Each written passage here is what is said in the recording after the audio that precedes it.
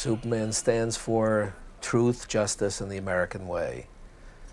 From the very beginning, from his inception, he had that American feeling. Became a hero overnight. Do you think he could have come from another country? Could the rocket ship have landed anywhere else but America? Not to me. I've always felt that he came to America at an opportune time. It was during the Depression. Our people needed a hero, and he just filled the bill. It was prophetic. This nation is asking for action, and action now. So first of all, let me assert my firm belief that the only thing we have to fear is fear itself. Faster than a speeding bullet, more powerful than a locomotive, able to leap tall buildings at a single bound, this amazing stranger from the planet Krypton, the Man of Steel, Superman. Superman fights a never-ending battle for truth and justice, disguised as a mild-mannered newspaper reporter, Clark Kent. The location is here. That's about 2,000 miles away. I can be there in 30 seconds.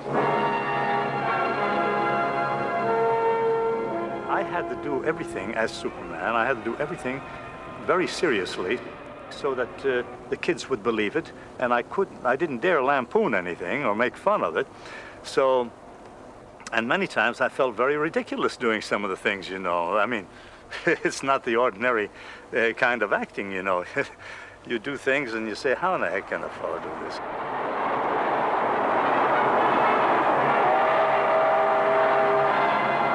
There was an incident, I was up on a rock, way up high, and there was a speeding car going by. I looked with my X-ray eyes and saw that it was Lois Lane in the back seat, all tied up and bound and gagged. And I thought, oh, I must save her. So I flew down, grabbed the whole of the car, and the wheels were spinning. And as I held it there, the fellow in the front seat stopped. He got out and he looked at me. He says, "It's Superman." He pulled out a gun and began shooting at me, see? Well, I stood there, see? But the other fellow got out the other side of the car, and he came at me with a knife, big knife. Well, as he got closer, I grabbed him and hit the other fellow with him, and the two of them fell down. Now, I would run to the back of the car, rip the bumper off, go over there and tie them up in this bumper. And then I was supposed to go to the car, take Lois Lane out, unbind her, and fly off with Lois Lane. Now, this is all in one take. Well, I think we must have done it 4 or 5 times because I couldn't stop laughing. I mean, this was so ridiculous to do it. But I had to do it seriously. I didn't dare make fun of it, you see. And this is one thing they watched, every little thing I did.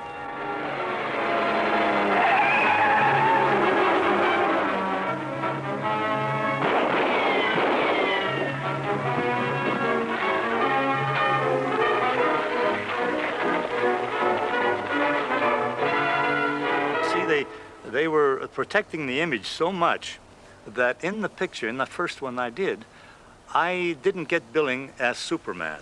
So when the cast of characters came on the screen, it read Superman as Superman, Clark Kent, Kirk Alyn. Now, I wasn't allowed to tell anybody that I played Superman. Any publicity that came out with me in the uniform just said Superman.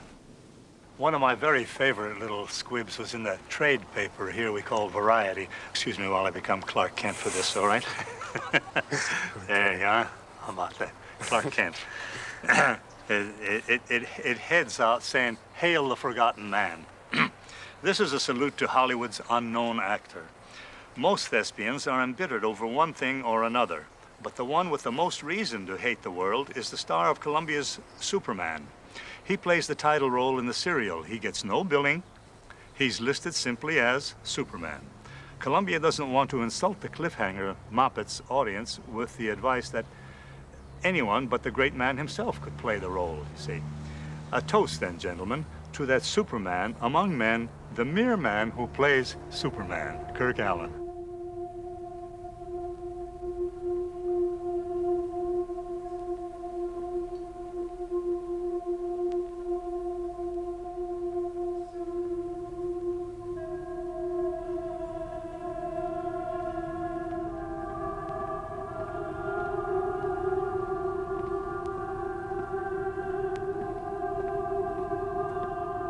if you do a hard science fiction analysis, you get some peculiar results. Look out there and tell me how many windows you see. If you had a Kryptonian patrolling Metropolis every night, you couldn't keep the glass in any window. Why is that? Sonic booms. Any emergency. Bolting fearlessly into violence and villainy.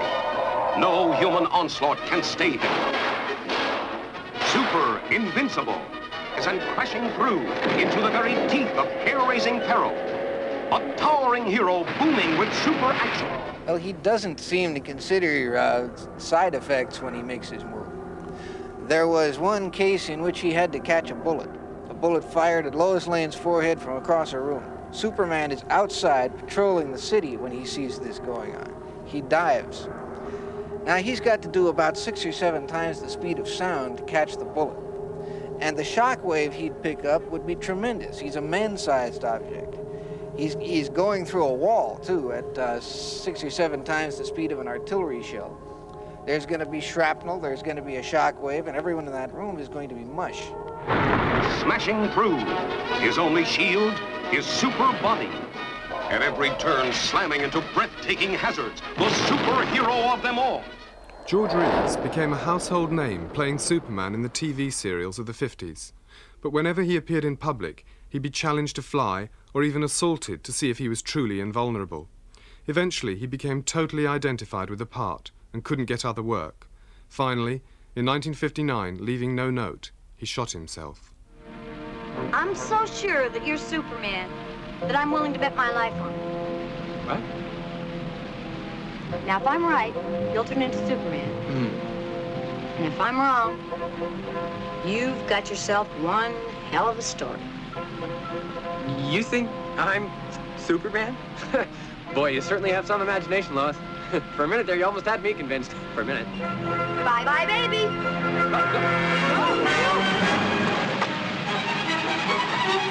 Oh, my God. I think the reason the character has lasted so long and has caught the public's imagination is because you have embodied within one person the combination of a kind of sublime, confident, and yet generous power and a sort of an affectionate look at the 9-to-5 schlumps that we all really are, we get our, our briefcases caught in the revolving doors, and we can't get a taxi and can't get a date, and we can't, the world kind of swallows us up. And I think the Siegel and Shuster were very, very bright in their invention of putting both of those into one person.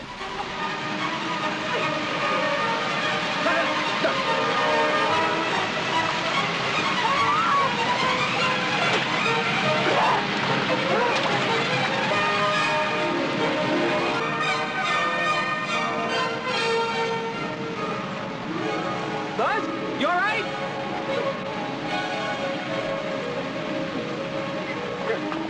Here. I got you. Here. The idea of macho, or the idea of sort of male, which might have obtained in the 50s, is pretty corny today. The aspect of Superman that just, bending steel bars and all that, I find pretty dull. You're what I thought was Superman. Sorry. This is really embarrassing. The aspect of Superman that is able to be modest about his abilities and present a non-threatening, non-aggressive image. A man who says, please, don't let me show you what I can do because I have an unfair advantage. That I think is more, that's a Superman for the 80s that does not defy tradition is what I've tried to do there. For the first time in my life, everything's clear.